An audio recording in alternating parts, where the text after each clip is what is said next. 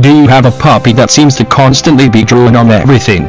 Puppies by nature are prone to drool a lot, and it can be very frustrating when you're trying to win your puppy of the behavior, especially when you have company or small children in the house.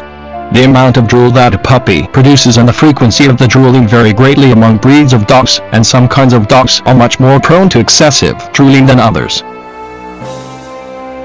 So what do you do to help make your puppy stop drooling? One of the first things that you may want to do if your dog seems to be drooling excessively is to check their mouths and make sure that they do not have any kind of foreign objects lodged somewhere that could be causing the excess drooling. Another thing that you can do to help stop your dog from excessive drooling is to watch how much and when they eat. Sometimes dogs can drool more often if they're hungry or if they're not feeling well.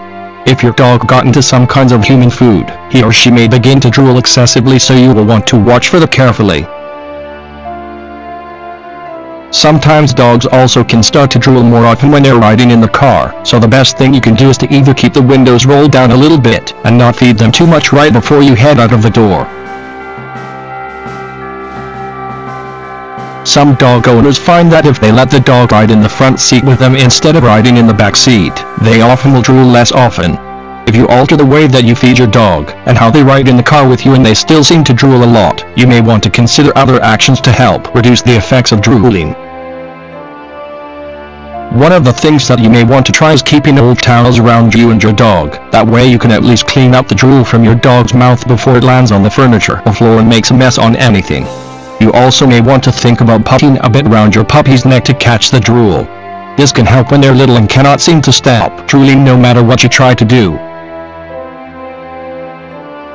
You should keep in mind that excessive drooling can be the result of gum problems or problems with your puppy's teeth, so you may want to talk to your vet about the dental health of your puppy and see if there's anything wrong with your puppy's teeth or gums that may be causing them to drool so much.